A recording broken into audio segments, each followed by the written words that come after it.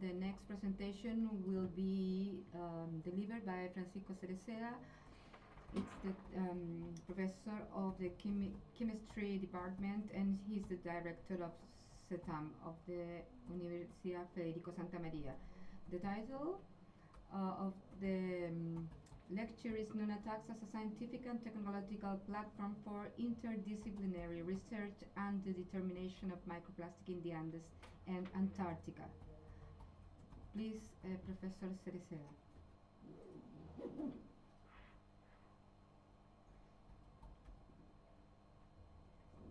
Oh, I'm going to submerge you in the world of cryosphere.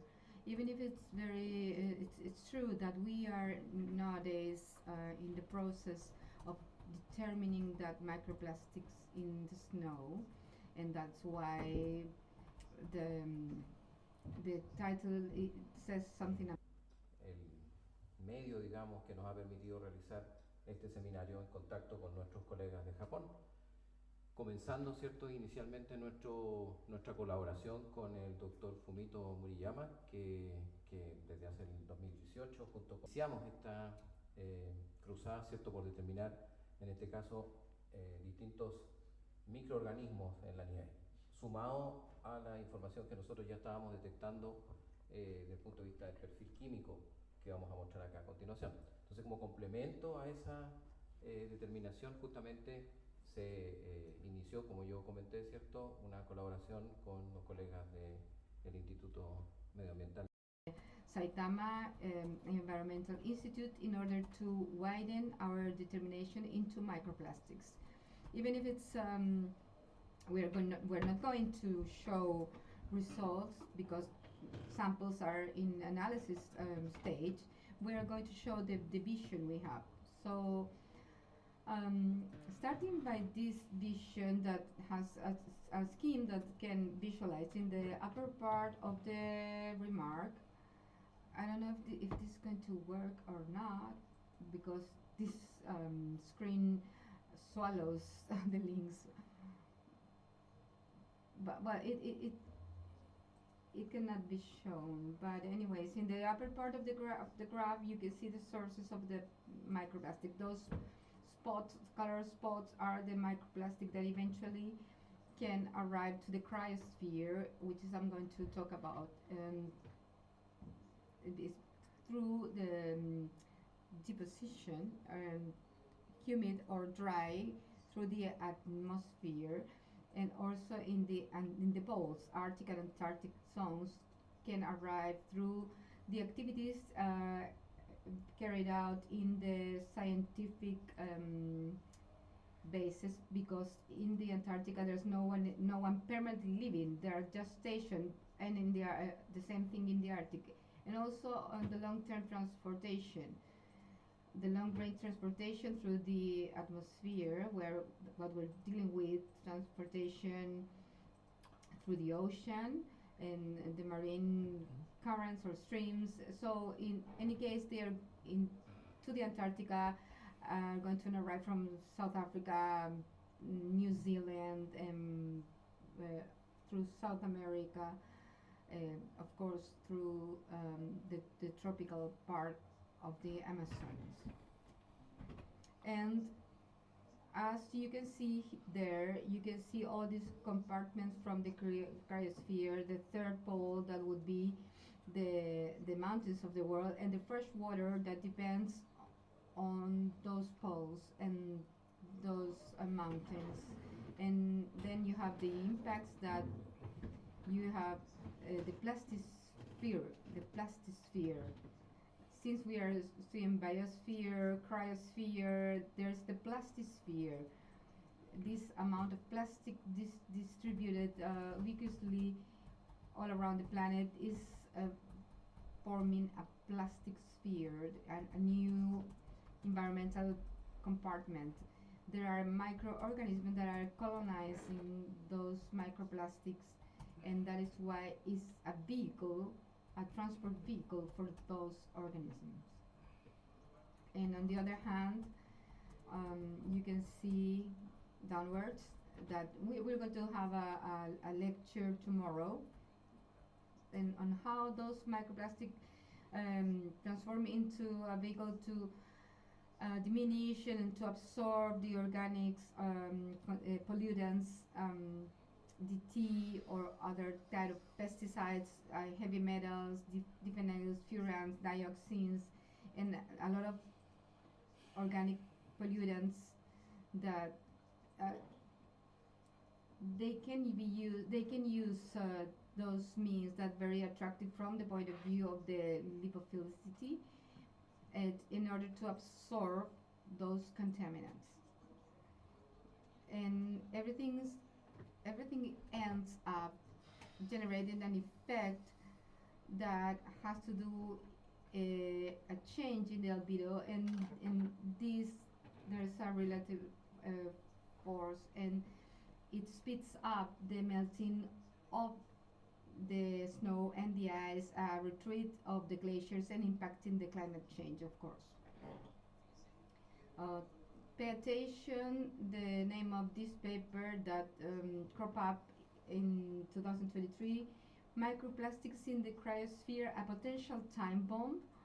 It's very, very interesting. It's full of questions, it's full of new scientific challenges, and starting saying that the climatic change and the plastic contamination are interconnected.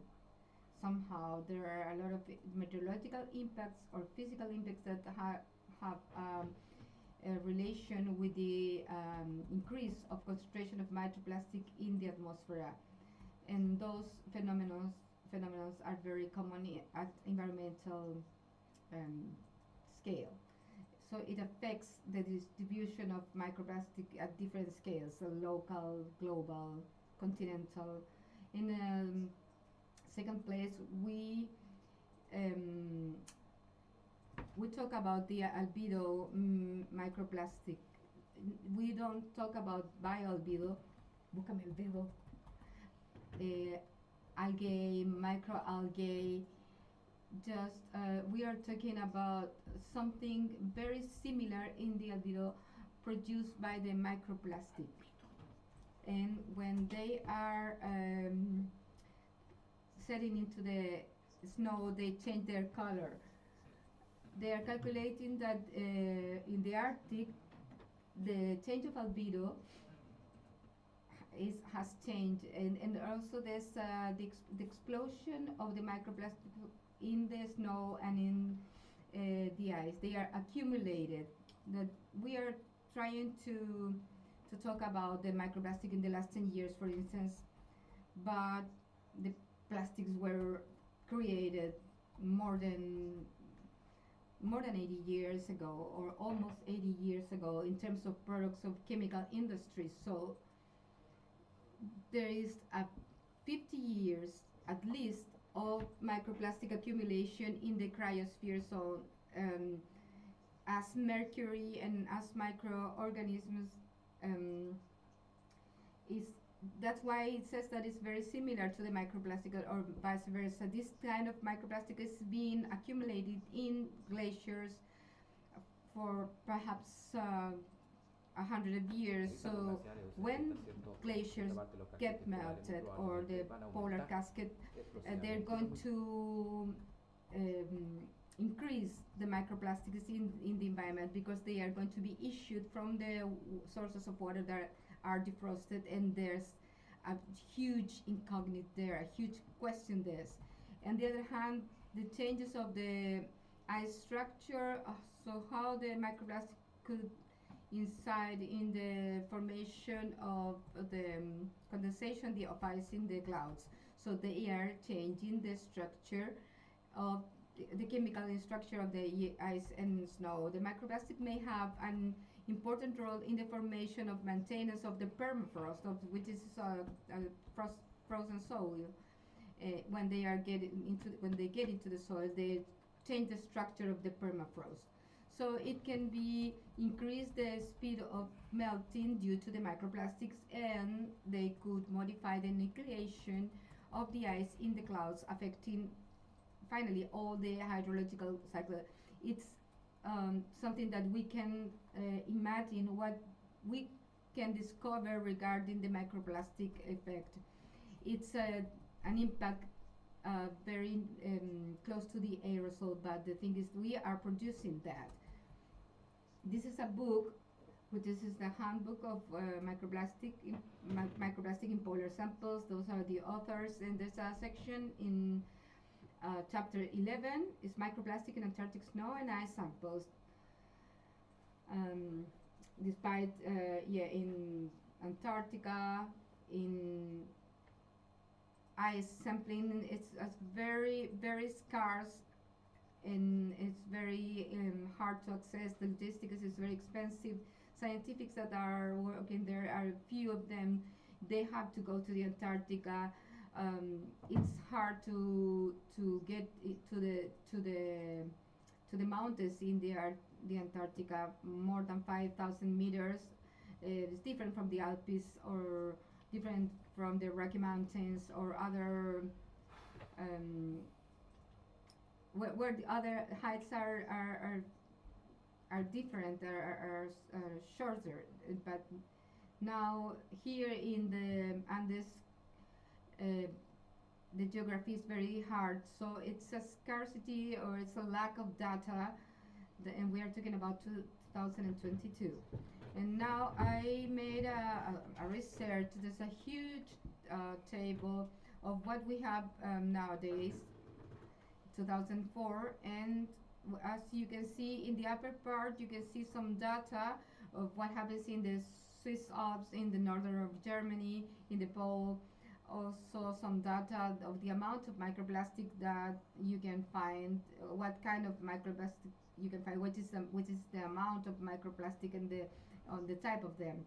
And also the paper Antisana, it's a glacier in the Equator. It's a volcano. It's the only paper I could find that exists in the Andes and also in the Antarctica in the year 2019. It's just to make to picture the information that I found. It's very the information. There's the first evidence. We are talking about 2022, and the first data that we have now is the first data of microplastic found in Antarctica. We are talking about the Antarctic Peninsula. We're talking about Ross Island, where we took samples in the campaign we are going to deal with. There are graphs, the kind of microplastics, the form, the color, and there's a picture there of the things you can find, fiber pieces, particles of different colors that are modifying the albedo. And this is the paper of this is the picture of the beautiful glacier of Antisana Mount. This is in the tropical Andes. And the same information you get there, the type of microplastic, the color of the microplastic, what kind, polyamida, polyester. It's just little information. That's what I want to say. And what is so important, and why it's so important to study the cryosphere, particularly in Chile, because Chile has the 75% of the cryosphere of the Andes Mountains, the 15% of Argentina, 7% in Peru, 2% in Bolivia, and then tropical Andes, like as I showed you, and there's just one glacier of 15 square kilometers, very little, which is going to be disappeared soon. And well, the Andes mountains the mountain chains, the longest of the world, includes 7 countries, 85 million people, and our South American Andes have 25 square kilometers or glacier surface.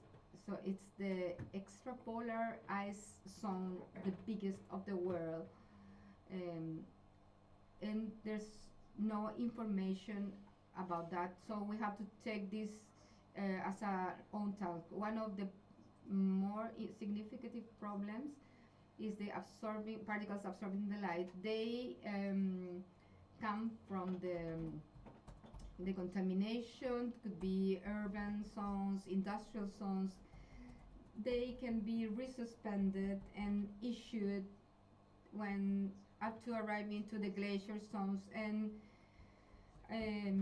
with the positions humid or dry one, and or shifted by hydrometeor, sleet or snow or rain, to change the albedo and the conditions of the formation of the glacier ice. In South America, as you can see, there's a big interrogation sign.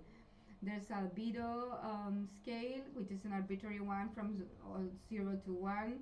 1 would be the total reflection, and fresh snows 0.8, 0.9, as melted snow 0.4, 0.8, and sand in the desert 0.4.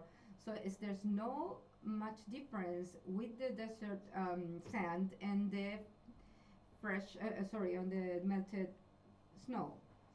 So the ocean, it's the opposing thing. It's the heating system we have in our planet. So apart from the aerosols that are my favorite particles, and also I have added the microplastics, which could be transported from very far places, like a mine, into the mountains. We can see here we have taken samples from the Andes in 2019 in the same picture, same angle. It has lost 69% of this glacier. The mass of this glacier has been lost in the last 64 years. It's the glacier that has lost more mass, and we can see it in many of the studies we have seen regarding the mining activities. We see beautiful pictures of snowflakes. They are taken macro lens taken by me, and you can see the beauty of the crystals. And there you can find in the dendrites of those crystals, those particles are hosted, and they lose their geometric structure. On this small video, let's see if it works. You can see that in only 1 minute, they disappear almost, these ice crystals exposed to the sunlight. So quickly, you will see how they vanish, and they turn into liquid water. Obviously, they lose the capacity of storing water in the mountain range. Given the transformations and metamorphoses that certain ice crystals suffer during this time, until they finally, everything turns into liquid water. So this is the albedo effect. This is the effect that you can see in the mountain range, because of the particles that are deposited on the ice and snow, and finally they end up modifying the basing hydrology, and there is an accumulation of snow, rain, or ice and rain. So there, in the last drop above, you can see that before it turns from ice into liquid water.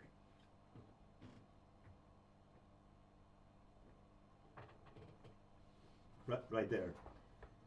Well, this is the life of a minute of ice crystals and the collapses that we can see in the mountain range. So with this, we've been taking a transector, fundamentally, at the Tupungatito volcano in the northern metropolitan area of Santiago back in 2003 so far.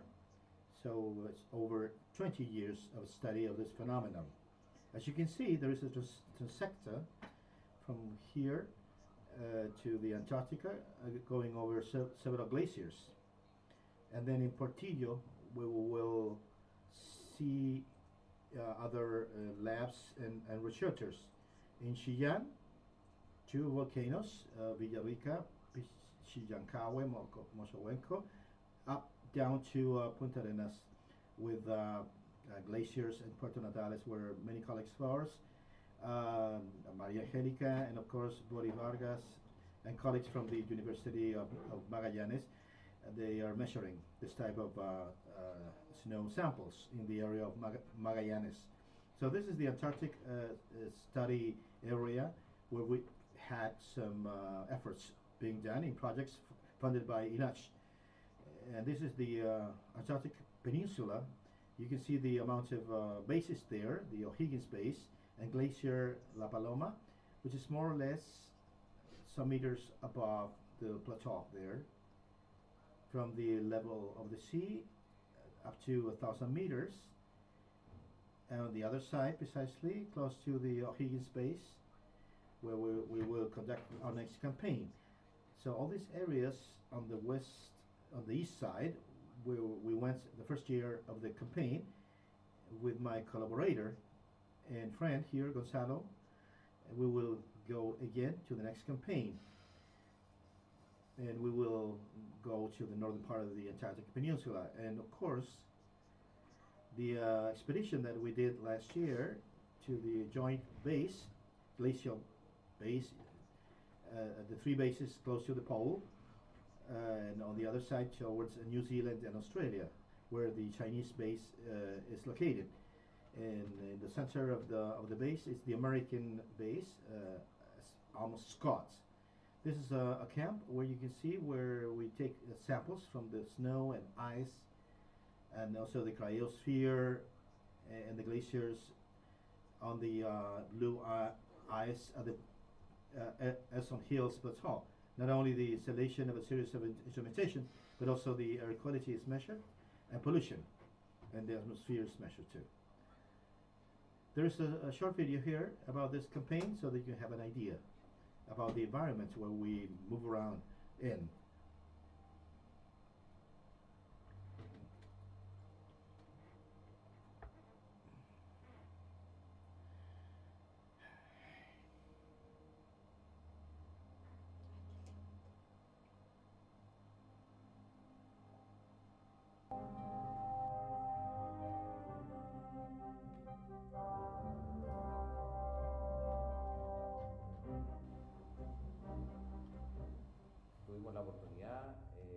We had the chance, thanks to this INACH project, to fly with a chopper and land precisely on the glacier area of La Paloma. We will see on this opportunity if the aerosols diminished or remain, with new equipment installed specifically to measure the loads that will open our knowledge regarding the impact of aerosols and absorbent particles and light over the snow and in the climate change. And it calls our attention, the icebergs. It's icebergs that are quite disintegrated, but because of the tide effects and probably because of the events. First time that I visited the Antarctic, it was a child's dream to come back here. 10 years later, it's still the same emotion that we can feel in a territory that is still unexplored in the last corner of the earth. And every time that I go to a new place and I take samples, new samples, I feel myself discovering a new world to analyze, to share.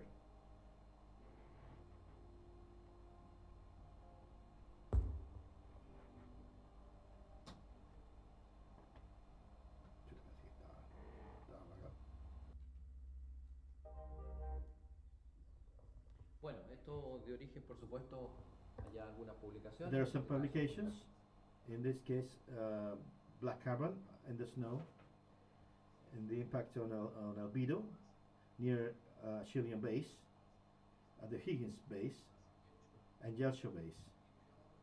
And obviously, we're still hoping that these efforts can end up in publications that allow to, diffuse this knowledge to the scientific community.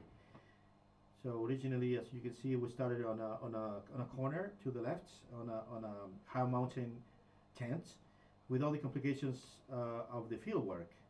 Up there, as you can see on the edge, the monitoring equipment is installed there, in highball equipment high volume to collect filters to analyze particles. And then we moved on to that hangar tent with more equipment, with solar panels, with more equipment. But for larger spaces, it was necessary to build up these shelters, this lab, like in Portillo back in 2016 in collaboration with the Army, and Track 2 at the Yeso in 2021 in collaboration with the Aguas Andina company for continuous monitoring of these conditions, and which we will see now. In every location there is a shelter at the Aconcagua Basin, 3,000 meters above sea level, and in this case the Maipo Basin, about 2,500 meters above sea level, and of course our own labs for all the chemical, physical analysis, and in this case also biological analysis, which is also the examination of microplastics. Those are the labs that have several systems for autonomy with photovoltaic panels, with battery system, with charging control or loading control. You can live there, you can shelter yourself there. 3 researchers can live there and conduct campaigns of monitoring where supervision is needed. We hope in the future to install ourselves in close to Aquino, in Pichicawe, for example. We will see now a short video of Nunatak. Our collaborators will have the chance to visit this on Thursday. This is the inauguration.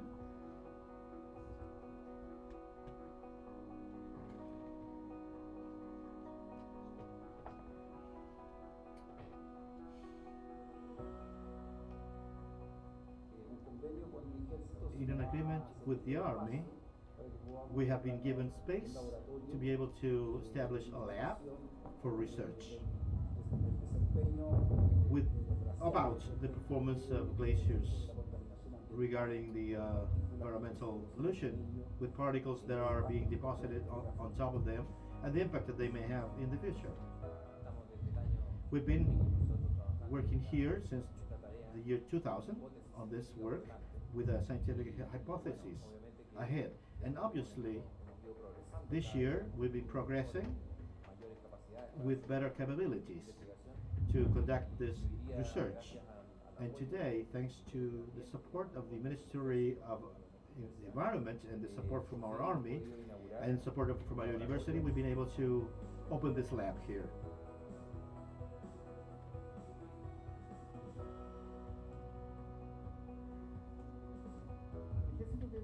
The Army has 3 development areas, and one of them is the social Army, and in this scope the Army has a research system and technology based on the commander of engineering, and in this context also the universities such as Universidad Santa Maria.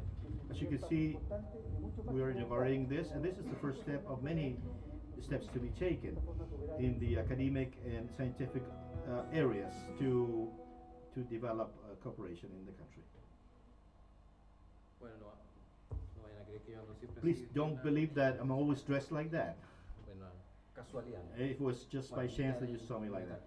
Well, that's La Chacuna 1, and there's also another interesting place where we can take samples, such as the Inca Lagoon or pond that has sediments that accumulates the history from the Incas era with the environmental information that's quite interesting to analyze, because they are witnesses of that sediments there, and it would be quite valuable to take that information to interpret this history of the mountain range.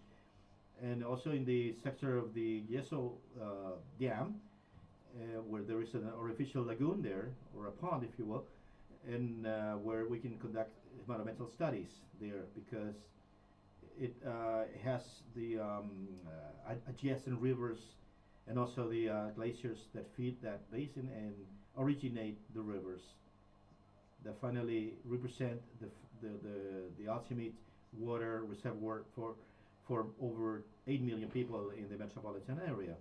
So to have that water in terms of pollutant release that are trapped in the ice, or the mercury case or microplastics, without a doubt, it will be quite relevant because this is the water being drunk by the main city in Chile, Santiago. So these are the equipment installed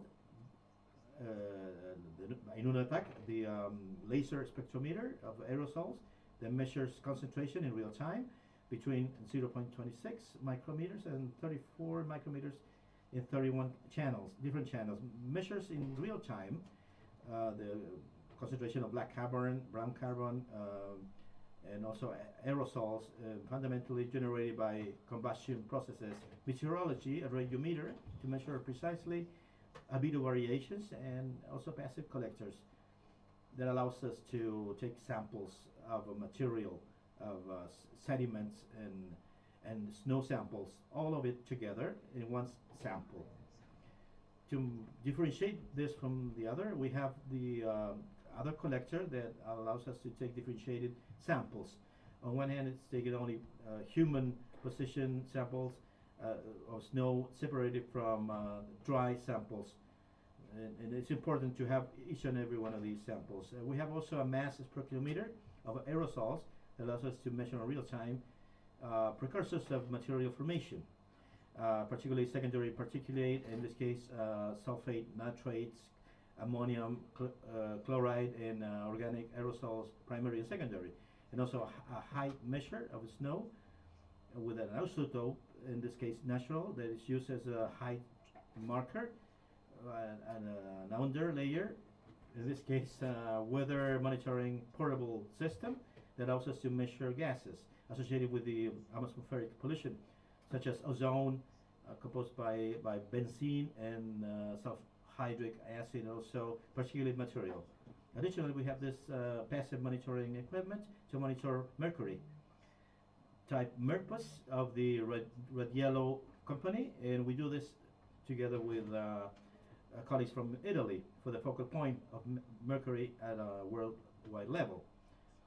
And also the execution of the Minamata agreement, which sure enough you know about it, because of the problem of the mercury that took place in the Minamata Bay in Japan, and originated this protection agreement regarding mercury at a environmental level and atmospheric level for water. We're developing together with colleagues from the University of Girona, Catalonia, in Spain, pre-concentrators of membrane and also mercury in water, and also with the University of Extremadura in Spain, developing electrodes in different types of electrodes, and also a wet drive collector for dry samples, and also wet position samples, which we need for specific analysis in snow and also for some microplastics.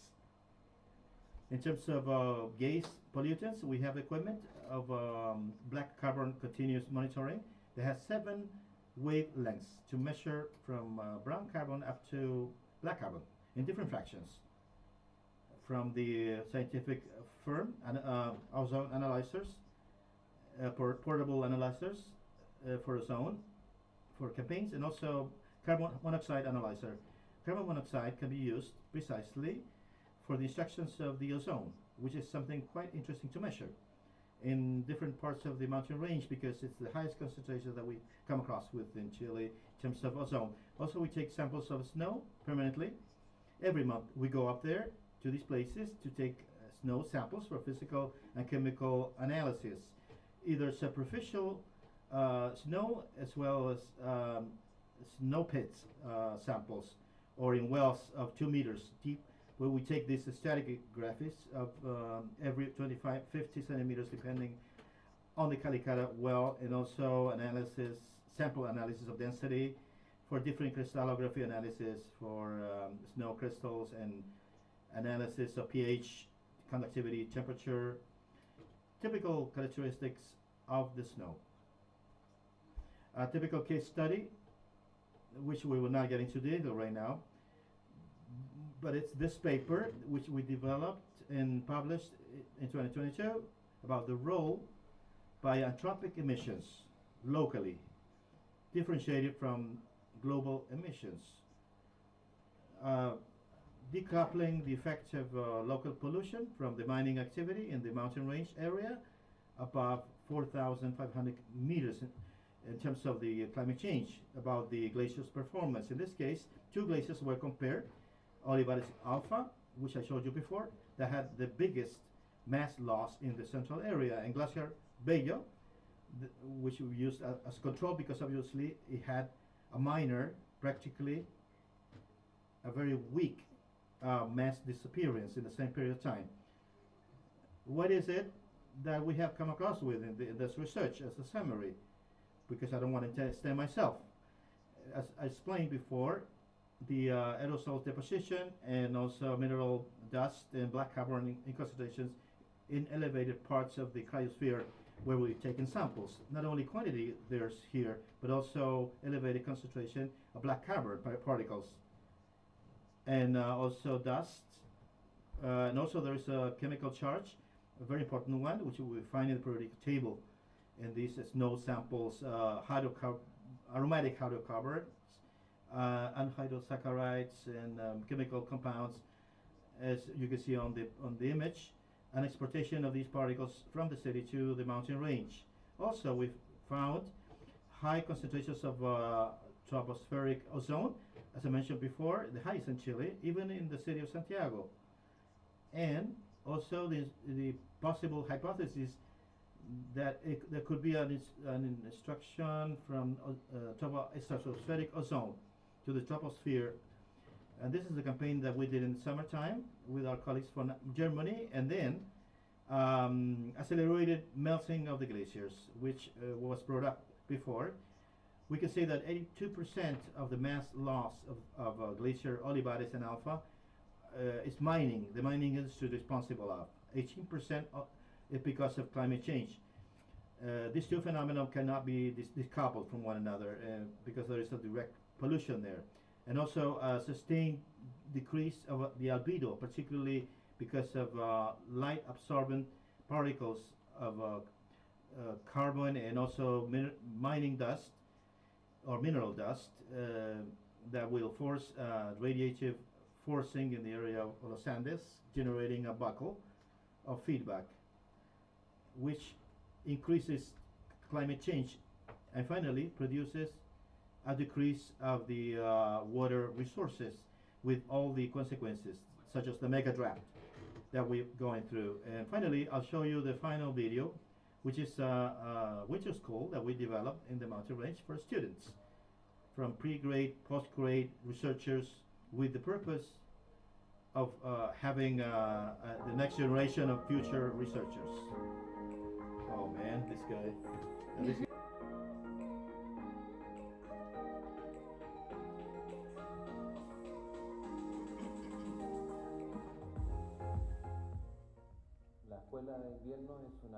School is an activity within the framework of the project, the Aconcagua Ring project.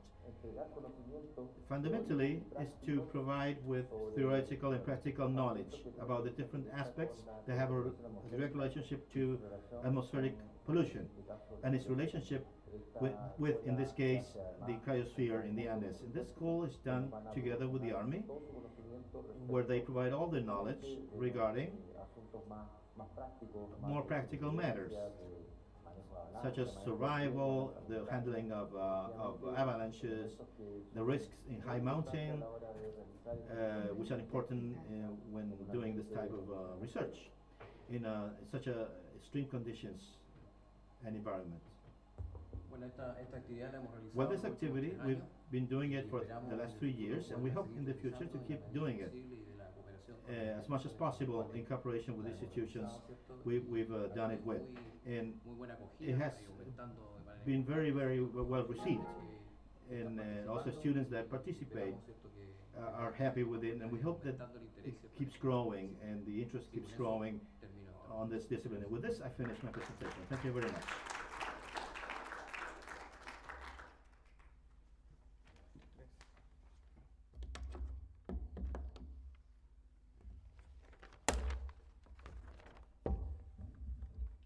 Gracias, profesor Cerecea. La pregunta, por favor, anótela. Questions, please write it down, because we will have a time for questions after 5:20, and now we leave the floor for Leonardo Guzman from IFOP Fishing Institute, IFOP Chile.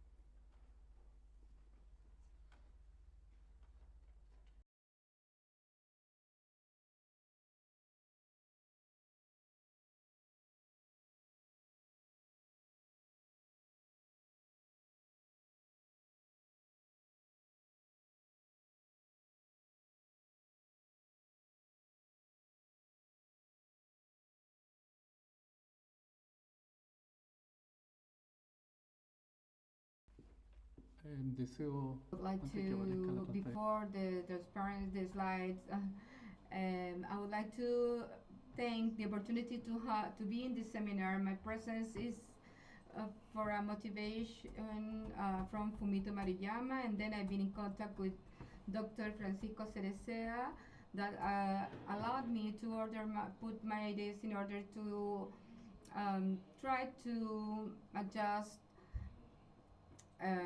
my ideas to this seminar, but that has to do with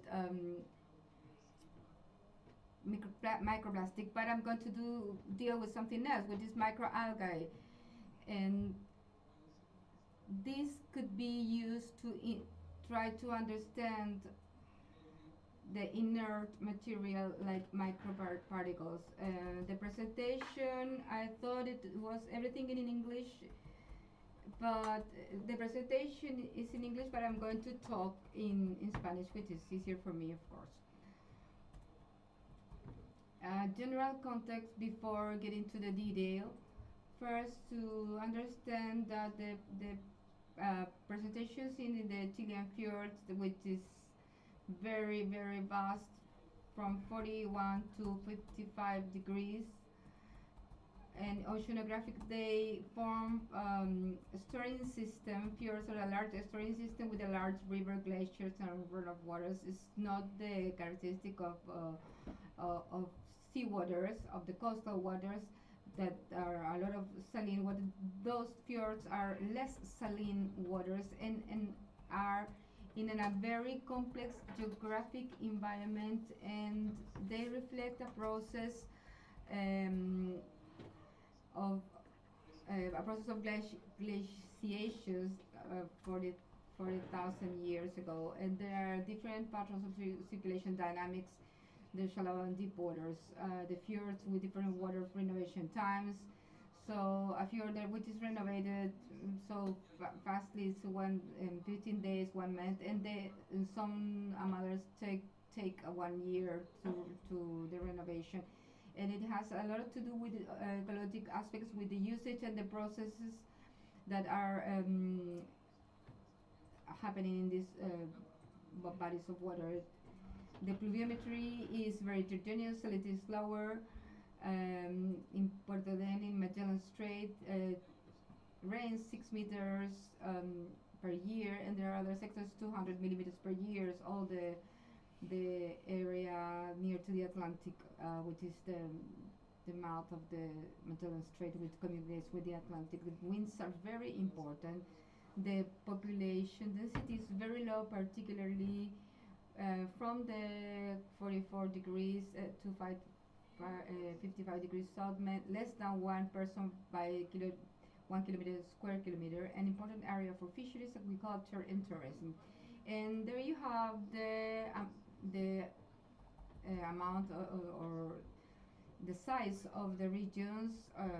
Many countries of Europe can be where Magellan is, and the lake regions is the smallest. We are going to talk about the red harmful algal bloom, and a definition to explain what is a red tide: proliferation of algae in fresh brackish of marine waters that can cause massive fish kills, and a variety of other organisms contaminate seafood with toxins and alter ecosystems in ways that humans perceive them as harmful or noxious. So it's an operational definition that which is harmful from our perspective because um, it produces problems for us, but in nature it's another phenomenon for interactions for living beings. So um, these blooms get a lot of impact. And so there's an example.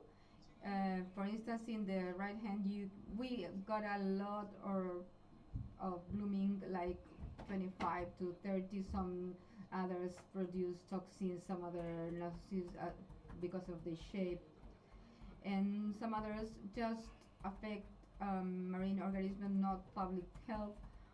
But I brought an example which is Alexandrium catenella.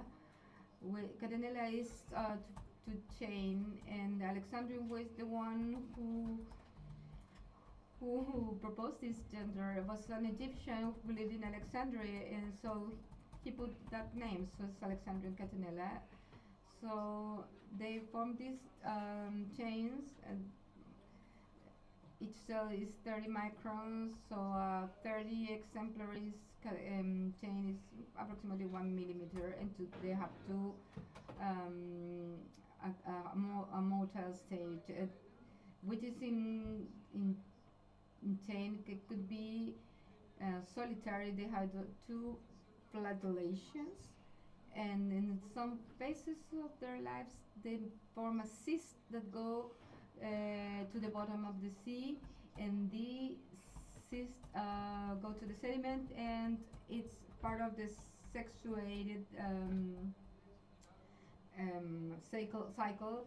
It's a dinoflagellate, and it's a very successful group because it has millions of years in the earth, and maybe we will disappear from the biosphere faster than they will do.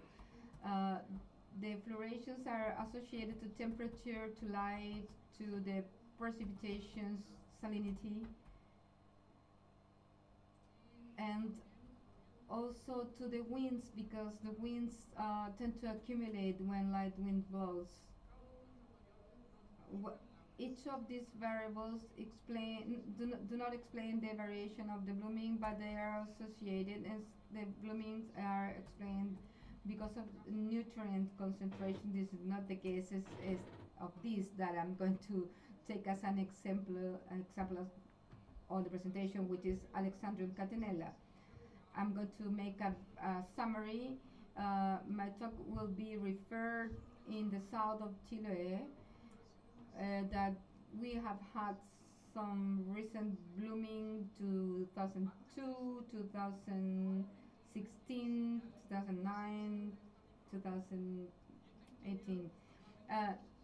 So there was no presence of the microalgae before, but it's associated with strong problems with public health, because the toxin it produces, it can be produced in small concentrations, the death in human beings, and also in invertebrates like reptiles or birds.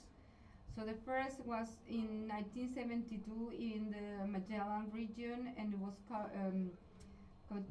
sporadic up to 1991, and now every year you can see the PST outbreaks.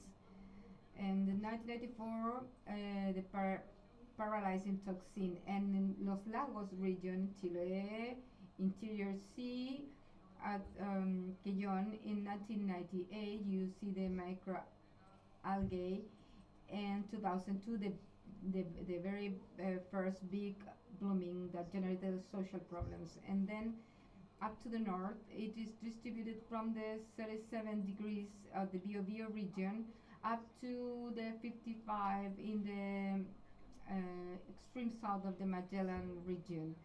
Aysén and Magellan are blooming every year, and Los Lagos is occasional, it's all sporadic,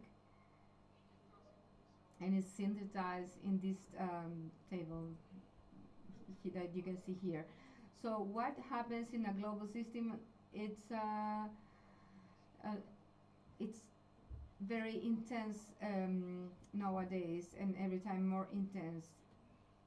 And Luis Rodriguez quoted this microalgae in Antofagasta, and we have to corroborate that quotation because could be some other Alexandrium catenella. But in Chile, with traditional techniques, this microalgae is from 37 degrees up to the south.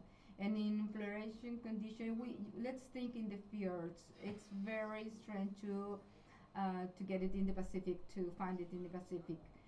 So how to use these expansions in the Pacific linked with the processes that are climate and oceanographical, or oceanographic and climatic. This is the part I wanted to enhance of the impact on the public health.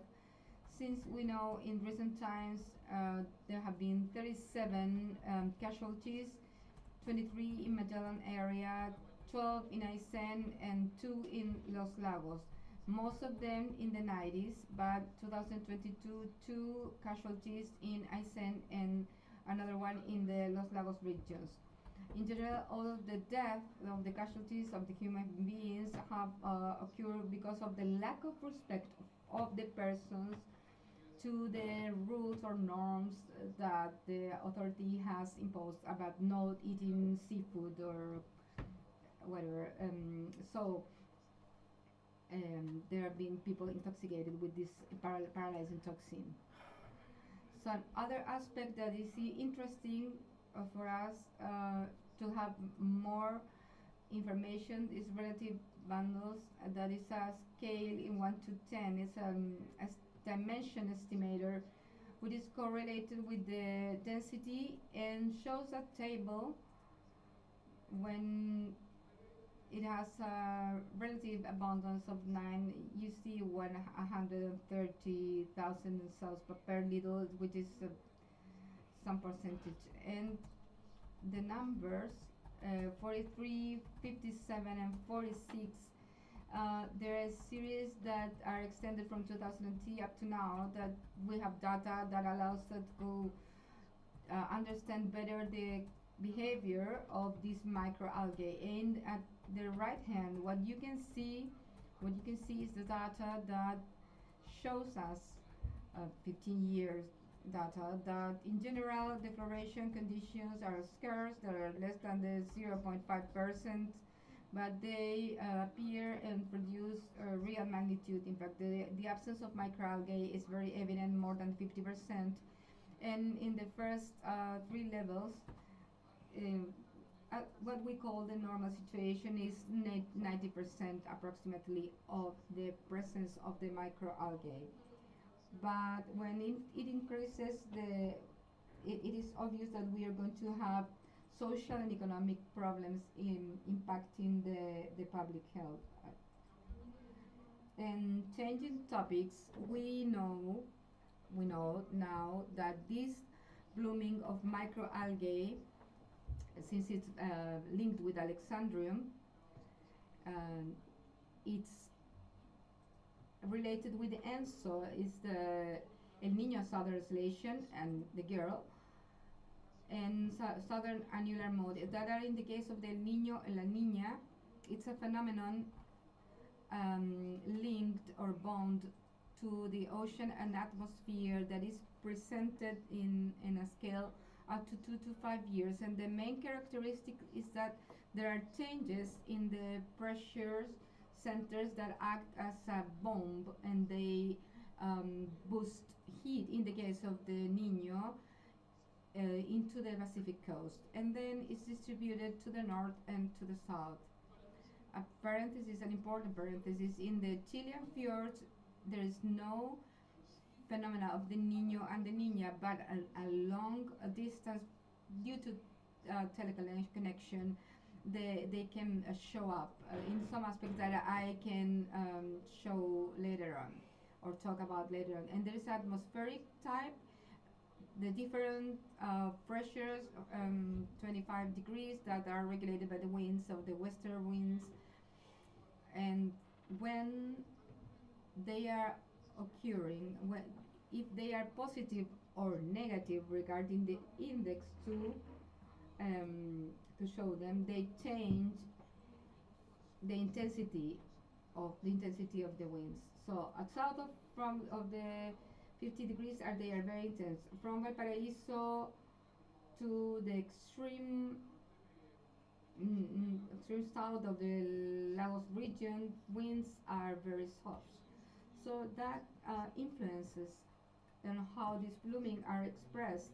In the case of the Niño and the Niña, it depends when the Niño takes a positive indexes, when the Niña takes negative indexes. So the Niña happens with cooling and with the Niño heating. So in Chile, it depends where you are. There are climate changes depending where you are. You get more rain or drought.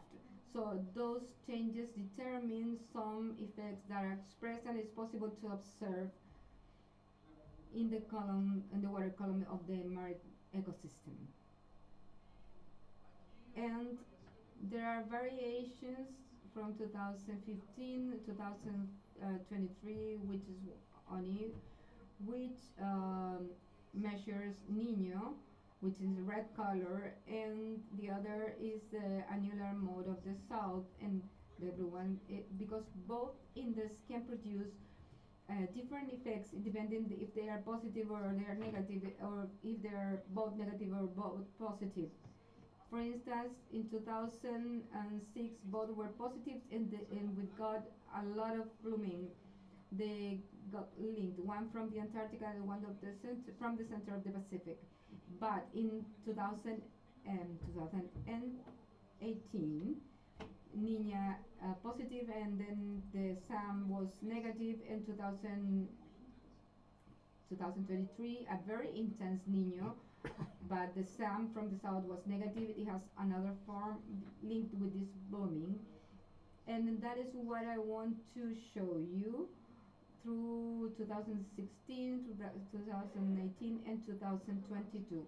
This is the most exceptional, the most intense that have happened. Let's think about the north of Aysén, Melinka area, the extreme south of Chiloé, Quellón, south of Quellón, and then getting into the Pacific, Cucao. So how did this phenomena occurred? In the upper part, which is in red, shows Aysén, the north of Aysén. Remember that Aysén is always present, in south of the Gulf of Penas, up to this place. But in the upper part, or the part that we are interested in, is north of the Gulf of Penas. It's north of the province of Taitao. So the south of Chile is with those arrows and showing Quillon and nearby sectors. So the three graphics of the river is the upper part is January 2015, February, and March 2015. There was an abundant microalgae.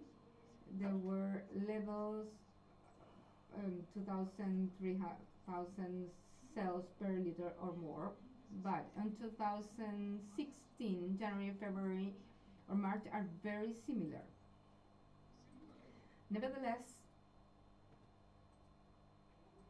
the behavior in Chile is very different. 2015 in Chile, the blooming touched the southern east part of Chile, of the island of Chile, but 2016 not only touched the part of the island of Chile, but also went to the Pacific, or came out to the Pacific. This point of the center shows the west coast of Chile. It's Cucao, and entered Chacao Channel in the interior sea of Chile, and even got the northern part. So there were toxins, and there were two bloomings, 2015 and 2016, that came out to the Pacific and affected the extreme south of Chile. And this has been associated with a summary that I can show you here, that in the Pacific,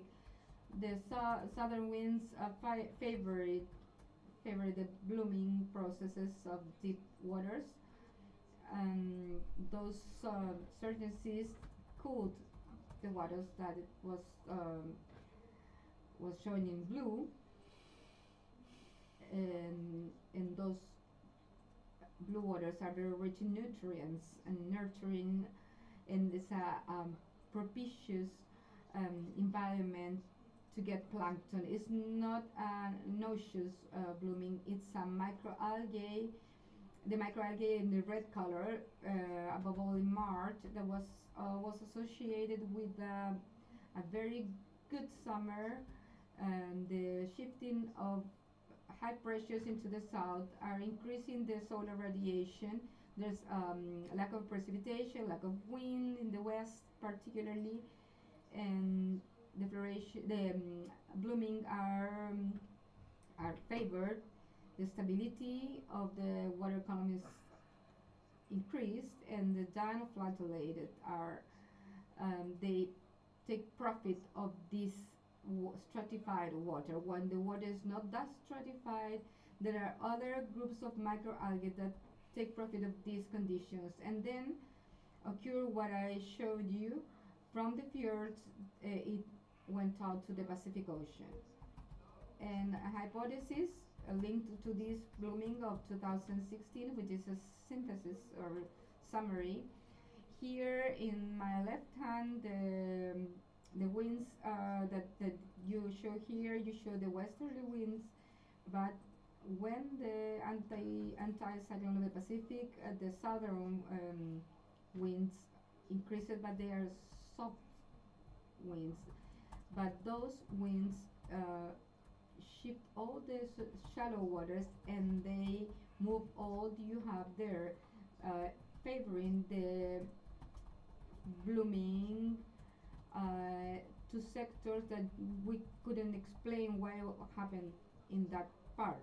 So this is associated with the center of high pressures of the Pacific. It could be a month or more than that. 2018, Alexandria Catenella. That is what it has been seen of the first months of the year, from December 2017 up to February 2018, that in some moment there was an increase in ASEAN, a big increase in ASEAN, and then arrived to the Chile island and also reached the Pacific. And with the experience of 2016, we knew that in Chile we could not explain the increase of the microalgae in biological process. It grows 0.3, 0.7. It cannot be divided once per day, but if the abundance of the microalgae grows in 18 or to 24 hours in densities that are not we are not able to explain our reproduction processes. It's just the water that moves it to any sector.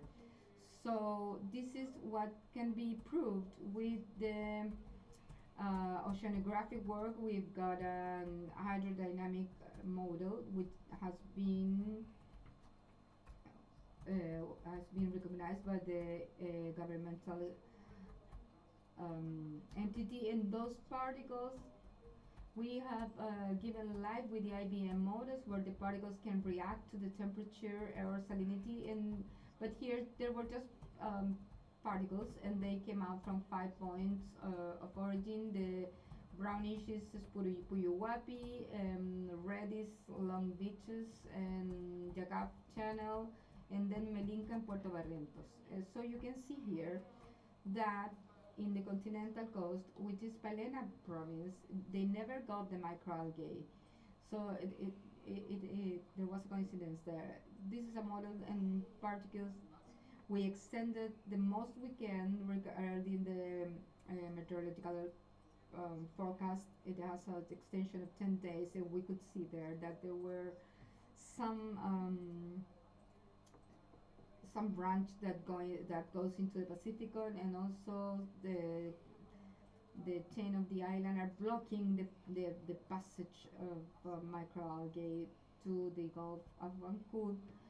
So we could find microalgae in the north. We could understand that because they entered through the Chagall Channel, but Puyuhuapi Channel, they never got there. So it is explained fundamentally due to a process generated by the wind action, the soft wind from the south that pushes the water mass, shallow water mass, the first 20 meters, that carries the microalgae in concentrations, not high concentrations, but they are accumulated in that geography,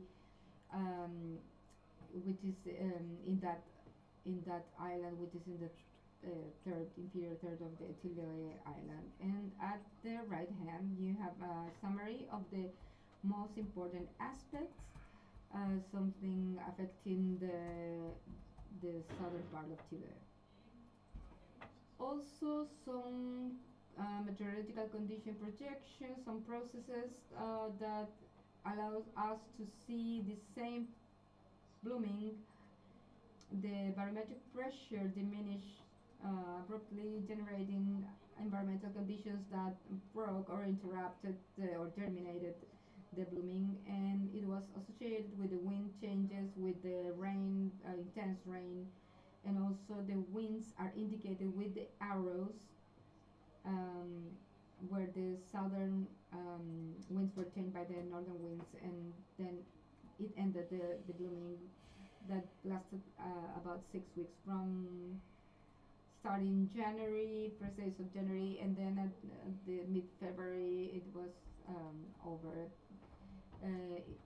It was due to meteorites generated by the atmosphere, and it interrupted the good conditions, so the microalgae could be reproducing as in condition of floration. It could be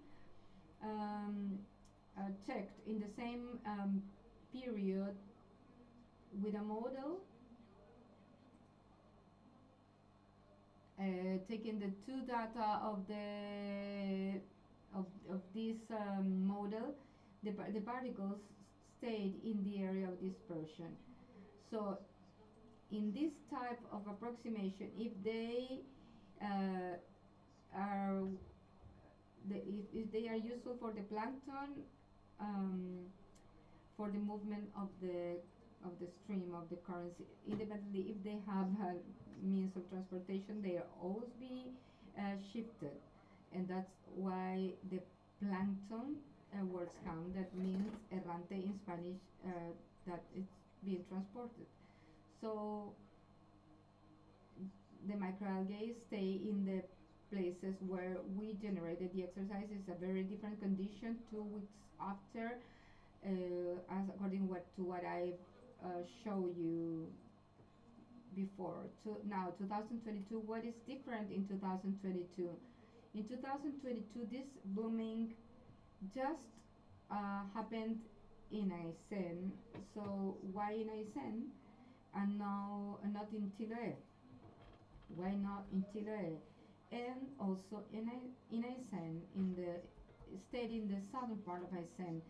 So it has been originated in the Estero Infante and in the area of Estero of Fiordo Quitralco. And there you can see the blooming, but it had never arrived to the northern part of Aysén, never arrived to Melinka. So the question is why? What happened? And paralyzing toxin has been detected, a lot of paralyzing toxin. With 5 micrograms, it's enough to kill someone of 70 kilograms. So 5,000 micrograms is very high amount of quantity. 140,000 for each gram of meat is the highest that we have in Chile. We have the highest register here in this slide, and downstairs you can see the abundance, the relative abundance, the microalgae that arrived to 150,000 cells per liter, and on the right hand the same values that are on an average of toxicity. What happened this year? In the upper part is the level of the sea, then the wind velocity. There are not so intense winds. In January and February, they are southern winds, but in March, April, and May, particularly, winds started from the north. So this avoided that a blooming from the south of Aysén couldn't arrive to the north of this same region up to Melinka. So this change in the winds avoided that they arrived to the Puyuhuapi channel and couldn't be shifted to the Moraleda channel up to the Cocoa. This appreciated in this slide. And also through analysis of the currents and the winds in the last 5 years, excluding 2022, I mean from 2017 2021, there was a change in the currents of Moraleda channel due to the effect of the winds. So that's why the blooming couldn't continue up to the north. And through these processes, we could explain that the blooming that have arrived to the south of Chile, all those are explained not because the microalgae find favorable conditions for the blooming, but are passive physical processes that are explained because of the shallow water movement because of the winds from the south. And this didn't happen this year. So I've tried 3 different situations that have affected the south of Chile, the south of Chile with different interactions of the Niño and the Niña and the mode. And one is negative, one positive, and one negative and positive. And when there's a red circle, this is extreme south of Aysén, and it never arrived to the part which is circled in green. So it started the Cutralco area, extended between February and June. It did not extend northward beyond the Puyuhuapi Fjord. And high densities of Alexandrin catenella and high concentrations of paralytic shellfish toxin were reached.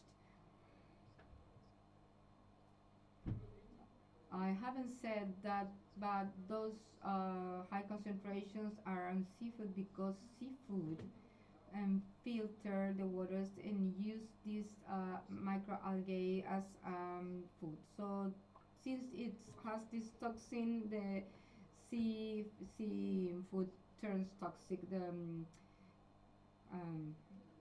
different types of Chilean seafood. So the blooming reached Melinka and the south of Chile. And the other aspect, which is the last slide I showed, that was a change of intensity in the streams up north in the María channel, which is this channel which is communicated with the Corcovado Gulf in the central part of the green circle. Some concluding remarks. The meteorological predictions, the hydrodynamical process, and particle tracking are key tools to anticipate and or to comprehend the distribution and abundance of Alexandrium catenella in the studied area, but also to predict the bloom's declination and or its ending when the physical factors are determinant. parentheses, the bloomings can end up for other things like parasites or predation that are biological processes, but in this case those are physical phenomena. And for some Alexandria catenella blooms, the direction of intensity of the winds and the behavior of surface currents are key to understand the distribution and abundance of the microalgae.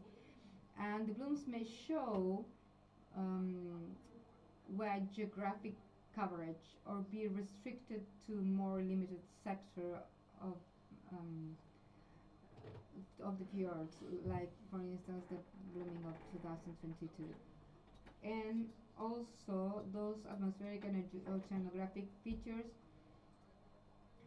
are key tools to understand the inert material distribution and abundance, such as micro nanoplastics in the fjord environment. So the modeling of the particle tracking and the modeling of hydrodynamic modeling is a tool that today would be useful with a lot of accuracy. How to detect micro nanoplastics, notwithstanding that today there are people working with these interactions that are very hard to understand, that they are complicated, the microalgae, and there are a group of colleagues that work in those aspects, the nearest one in Brazil, and those aspects are very considered with a lot of attention, the comprehension of the blooming of noxious algae. Thank you for your attention, and if there are any questions later on, please.